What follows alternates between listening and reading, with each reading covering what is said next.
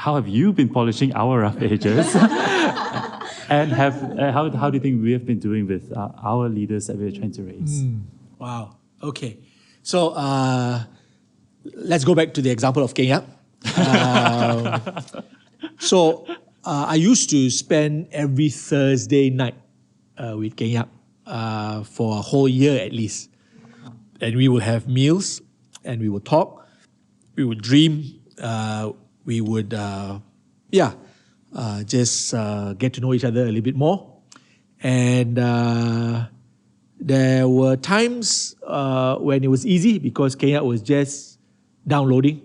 And when a person downloads, you don't really see any rough edges. You just see a sponge. Yeah. But then there were times, and thank God it's rare, not so many.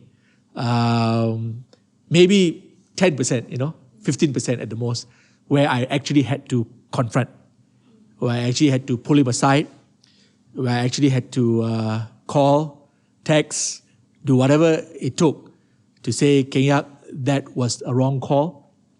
That could have been done better. That could have been said better.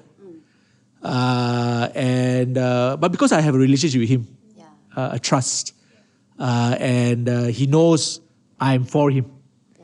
He knows that I have his best in mind. And I also don't raise my voice. I don't think I've ever raised my voice at Kenya. I don't need to.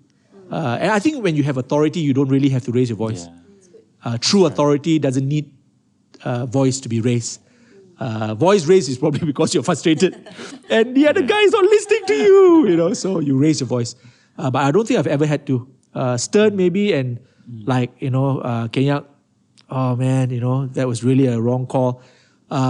Kenya has once or twice only been sad with what I've said, and he took some days to mull over it, like, pastor is unfair, And I think once or twice Shirley told me that that's what Kenya felt. And so Kenya told Shirley whatever he told her, and she would say, you better go and talk to pastor about it, And so thank God for, wives and, spouses like that. But most of the time, Kenya has actually been able to chew on it, I would say, in God's presence, and come out stronger. And then there are some days where he will come complaining to me about some things, how people may be treating him, or how things are not working, even though he's trying. Those are rough edges, but those are not like his mistakes. It's more of like how he can do better. Maybe be more patient, not use these words, use other words. Again, those words that I say change is not bad words, but he could, make it nicer, sweeter, So again, it's not like rebuking. It's more like saying, Kenya, there's a better way. And he's always nodding his head, okay. And then he will laugh. He say, pastor, I wish I got your skill, of PR and stuff like that. And sometimes he will write something, like a letter, and then he will send to me first.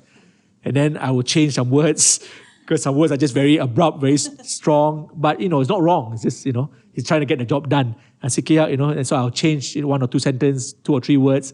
He says, pastor, I really am very thankful that I have an editor on hand. I said, no, Kenya, your letter is not wrong.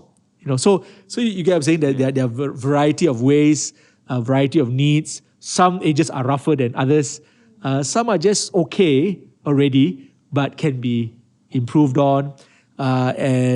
So what has happened is that the same thing I'm explaining about Kenya, I've done with others. Some have responded very well, very quickly. Some have taken time. Some have reacted. I had one guy who reacted and didn't want to speak to me for 3 years. But on my end is like this. Some people even said, cut him off.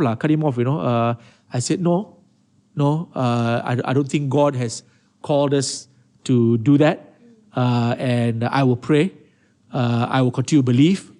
Especially, when I check my own heart and know that I'm not at a place where I'm wrong and I have to go and make amends. I actually said sorry to this person, and this person kind of like, yeah, okay, and then kind of like brush it aside.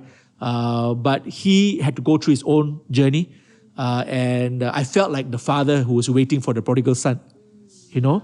And when he saw his son, you know, he ran to him, and that's what happened because this happened about 2.5, 3 years ago, and he came back to me like the prodigal son story, and he said to me, "I don't even know why I'm angry with you. I can't explain it, but I'm so sorry." I said, "Well, I'm sorry too," and we hugged, and today we are back to that relationship. So you know, some sons take it well, some sons don't take it well, some sons don't take it well but still come back. Because at the end of the day, you believe and you trust God and His timing, and you keep praying for them and believing that they will come back. Again, when I'm saying this, I'm not perfect, and I too sometimes have got to make my own calls of whether I should, you know, go and reach out to this guy, whether I should go and say sorry again if I have to. Or whatever it is, you know, I'm not perfect. And I'm still learning to be better myself, even as a leader. But I think to finish off your question is that you need time with people. You can't rush it. Everyone is like a diamond or a treasure taken out from the rough. And sometimes the first thing we see is dirt. We just got to kind of like brush it away, blow it away, and start to, as you used the word earlier, polish it. But when you're polishing it, it's not easy, not just for you, but for the person. So it's going to take patience, time. But you know, when there's a willing party, both sides, a willing giver and a willing receiver, it will always augur well. Welcome to Leadership Matters, where we talk about the principles of leadership and learn the keys to being a great leader.